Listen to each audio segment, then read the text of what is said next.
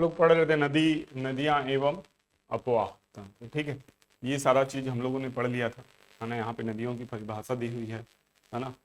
और नदियों की फोटो, अनुवर्ती नदी क्या होती है, परिवर्ती नदी क्या होती है, नदियों का स्टेज, ये सब हम लोगों ने देखा था, है ना। वीडियो देखे हैं ना आप। भारत की नदियों का अपवाह तंत्र, कौन कौन सी नदियां हैं, कहाँ कहाँ पे, है ना, ये भी हम लोग देख चुके थे।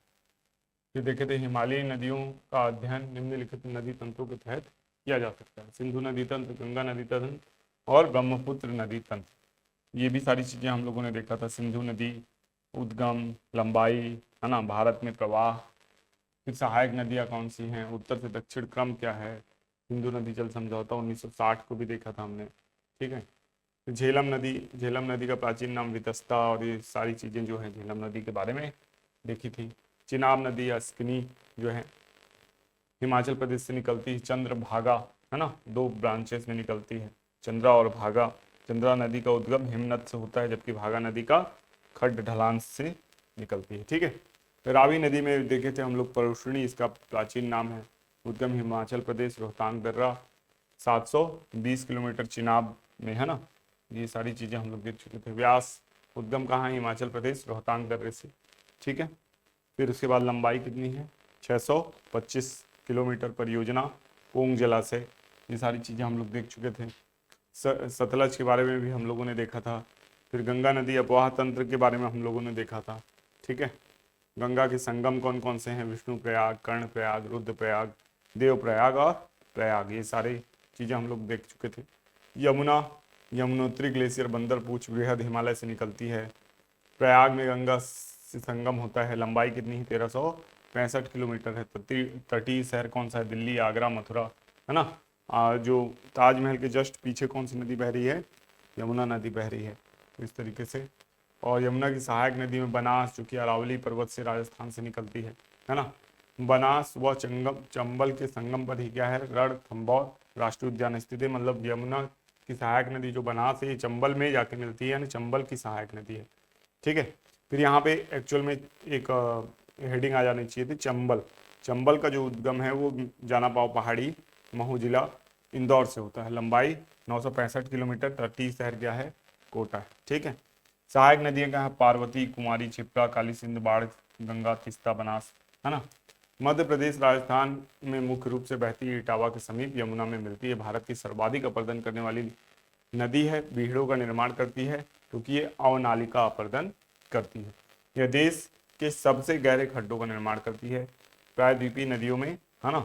और चंबल नदी पर गांधी सागर परियोजना, राणा प्रताप सागर और जवाहर सागर परियोजना भी स्थित है। फिर आ जाते हैं सिंध नदी। सिंध नदी देखिए विदिशा और मध्य प्रदेश में बहती है, ठीक है। बेतवा का नाम क्या है, वेत्रवती है। उद्गम कहाँ से होता है, विंध्याचल पर्वत, रायसेन, मध्य प्रदेश से। लंबाई कितनी है, 480 किलोमीटर है। तटीय शहर सांची, है ना। और परियोजना राजघाट या माता टीला परियोजना किस पे है, आपका बेतवा नदी पे है। फिर आ जाते हैं केन नदी। केन नदी जो है ये कैमूर पर्वत से निकलती है। सोनार और बीवर इसकी सहायक नदी है। यमुना की उपनदी है, ठीक है। और वर्ष 2006 में नदी जोड़ो परियोजना के तहत सर्वप्रथम बेतवा व केन को जोड़ने की परियोजना चलाई गई थी। केन नदी पांडव जलप्रपात का निर्माण करती है, ठीक है। फिर काली सिंध। काली सिंध नदी हम लोग देखे थे, मालवा के पठार में स्थित है। कर्क रेखा को दक्षिण से उत्तर की ओर काटती है, ठीक है। ये काली सिंध पे बना एक पुल है ना, काली सिंध बांध है ना, उसको दिखाया गया है। और सवाई माधोपुर के पास काली सिंध है, और उमरिया जिले के पास ही सोन नदी का है चित्र, ठीक है। तो सोन नदी उद्गम कहाँ से होता है, सोनमुड़ा अमरकंटक से, और लंबाई 780 किलोमीटर है। सहायक नदी रिहंद, कन्हार, गोपद, बनास, उत्तरी कोयल, जोहिला, ये सारी इसकी सहायक नदी है। भारत का सबसे बड़ा पशुओं का मेला सोनपुर इसी नदी के संगम पर स्थित है। सोनपुर में पशुओं का मेला यहाँ पे है, ठीक है। इस तरीके से पशु लाए जाते हैं यहाँ। बिहार और झारखंड के मध्य सीमा रेखा बनाती है परियोजना, बाढ़ सागर परियोजना इस पे स्थित है। फिर आ जाते हैं हम लोग दामोदर नदी पे, है ना। ये एक्चुअल में प्रायद्वीपीय नदियाँ हैं, ये कुछ प्रायद्वीपीय नदियाँ यहाँ पे आप लिख लीजिए, ठीक है। उसमें से एक है दामोदर। उद्गम कहाँ होता है आपका, छोटा नागपुर का पठार झारखंड से निकलती है ना। पश्चिम से पूर्व की ओर बहती है। ठीक है। विसर्जन कहाँ होता है? विसर्जन होता है हुगली नदी पश्चिम बंगाल में। सहायक नदियां बराकर, जमुनिया, कोनार। दामोदर घाटी परियोजना कोनार, पंचेत, तिलैया, बराकर और मैथान 5 परियोजनाओं की संयुक्त परियोजना है। ठीक है, तो इसको याद रखना है। फिर आ जाते हैं भारत का पहला बहुउद्देशीय जो परियोजना है वो किस पे है? दामोदर नदी घाटी परियोजना, जो कि अमेरिका की टेनेसी नदी घाटी पर आधारित है। भारत की सर्वाधिक प्रदूषित नदी है दामोदर नदी। एडन नहर 1938 निकाली गई थी। ठीक है, दामोदर हुगली की सबसे बड़ी सहायक नदी है। इसे बंगाल का शोक कहा जाता है। दामोदर को क्या कहा जाता है? बंगाल का शोक कहा जाता है। बिहार का शोक किसे पढ़ा था हमने? कोसी नदी को पढ़ा था। और बंगाल का शोक कौन है? दामोदर नदी। ठीक है। तिलैया और मैथान बांध बराकर नदी पर स्थित है। दामोदर नदी भ्रंश या रिफ्ट घाटी में बहती है। भ्रंश घाटी में ये भी बहती है। ठीक है। फिर हुगली नदी, हुगली नदी ये हम लोग देखे थे कि यह गंगा की एक शाखा है। इसके किनारे हावड़ा व कोलकाता शहर स्थित है। ठीक है, हावड़ा और कोलकाता शहर किसके किनारे स्थित है? हुगली के किनारे। ठीक है। ज्वार के कारण जल का प्रवाह दिशा में 2 बार परिवर्तन होता है दिन में। हल्दी या हल्दी इसी की सहायक नदी है, जिसके तट पर हल्दिया बांध स्थित है। तो हल्दी नदी जो है इसकी सहायक नदी है और हल्दिया बंदरगाह जो है इसके तट पर स्थित है। तो ये दामोदर नदी घाटी का बेसिन है, तो बहुत सारी नदियां इसमें आकर मिलती हैं। ठीक है, आगे बढ़ते हैं। छोटा नागपुर का पठार के निचले भाग में दामोदर नदी है ना, ये चित्र में दिखाया गया है। ये दामोदर नदी है। और आगे देखते हैं हुगली नदी। अभी अभी इसको हम लोगों ने देखा है। ठीक है, हुगली नदी जिसे भागीरथी हुगली नदी के नाम से भी जाना जाता है, भारत के पश्चिम बंगाल राज्य में बहने वाली एक नदी है। इस कुछ स्रोतों में इसे गंगा नदी की वितरिका बताया जाता है। इसको विश्व की सबसे अधिक विश्वासघाती नदी कहते हैं। इसके तट पर कोलकाता बंदरगाह स्थित है। ठीक है, हुगली नदी का दृश्य जो ये कोलकाता कितना घना बसा हुआ है, ऊपर से इसको दर्शाने का प्रयास किया गया है। ठीक है, तो हुगली किसकी ब्रांच है? तो हुगली ब्रांच है आपकी गंगा की, है ना, इसको याद रखना है। फिर आगे आते हैं हम लोग स्वर्ण रेखा नदी में। स्वर्ण रेखा नदी, इसका उद्गम कहाँ से होता है?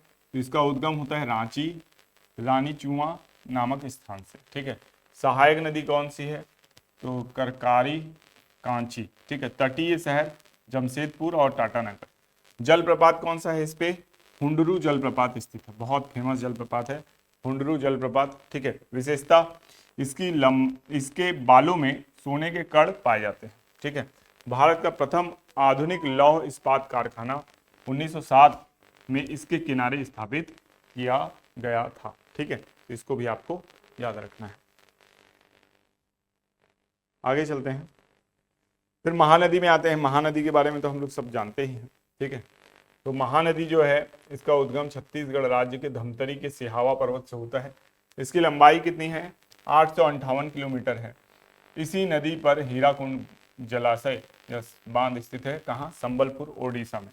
भारत का सबसे लंबा बांध है 4.8 किलोमीटर के साथ। ठीक है, इसके तट पर स्थित शहर कौन कौन से? राजिम, सिरपुर, शिवरीनारायण, कटक, संबलपुर शहर इसके तट पर स्थित है।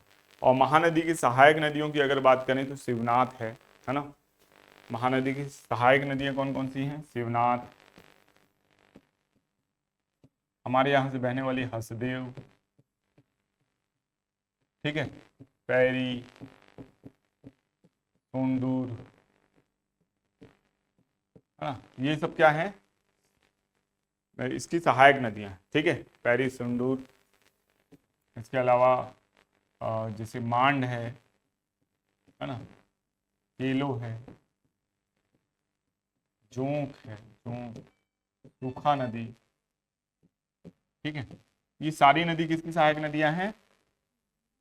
महानदी की सहायक नदियां। ठीक है, फिर रिहंद नदी। रिहंद नदी किसकी सहायक नदी है? तो मैंने कल भी बताया था रिहंद नदी के बारे में कि रिहंद नदी जो है आपकी सोन नदी की सहायक नदी है। ठीक है, रिहंद किसकी सहायक है? सोन नदी की। कल पढ़ाया था इसको, याद है? वीडियो देखे होंगे तो उसमें मिला होगा। ठीक है, उद्गम मतरिंगा पहाड़ी, सरगुजा, छत्तीसगढ़। लंबाई कितनी है? 145 किलोमीटर। परियोजना भी कल मैंने बताया था इसमें गोविंद वल्लभ पंत सागर रिहंद परियोजना उत्तर प्रदेश में स्थित है। गोविंद वल्लभ पंत कौन थे? उत्तर प्रदेश के पहले मुख्यमंत्री थे। ठीक है, अन्य नाम क्या है? रेणुका, रेंड या रेहर, इसका अन्य नाम है। ठीक है, यहां तक हम लोगों ने देख लिया महानदी तक। घाघरा नदी के बारे में लिखते हैं। घाघरा, घाघरा करनाली या कौरियाला, इसका अन्य नाम है।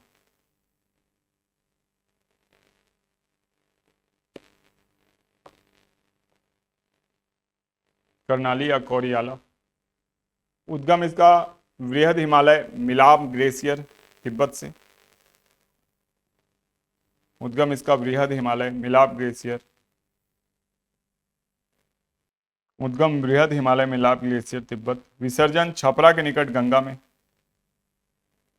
विसर्जन छपरा के निकट गंगा में। सहायक नदी शारदा, त्रिशूली, शारदा, त्रिशूली, राप्ती और सरयू। सीमा उत्तर प्रदेश व बिहार के मध्य। सीमा उत्तर प्रदेश व बिहार के मध्य। फिर लिखिए गोमती नदी। नेक्स्ट गोमती।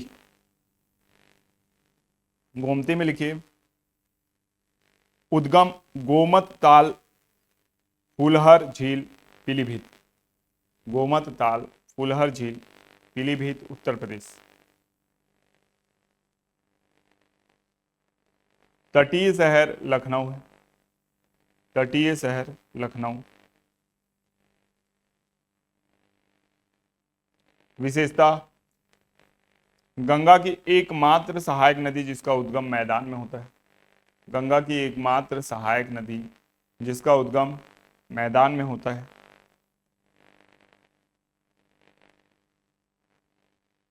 अवध के मैदान को सिंचित करती है।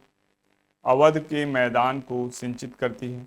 ठीक है, फिर लिखिए शारदा या काली या सरयू नदी। शारदा या काली या सरयू नदी। उद्गम नेपाल हिमालय के मिलाम ग्लेशियर से। नेपाल हिमालय के मिलाम ग्लेशियर से उद्गम होता है। विसर्जन घाघरा में। विसर्जन घाघरा में। तटीय शहर अयोध्या। तटीय शहर अयोध्या सरयू नदी के तट पर। तटीय शहर अयोध्या सरयू नदी के तट पर। नेपाल में इसे काली एवं भारत में शारदा कहा जाता है। नेपाल में इसे काली एवं भारत में शारदा कहा जाता है। नेपाल में इसे काली एवं भारत में शारदा कहा जाता है। भारत नेपाल की सीमा रेखा बनाती है।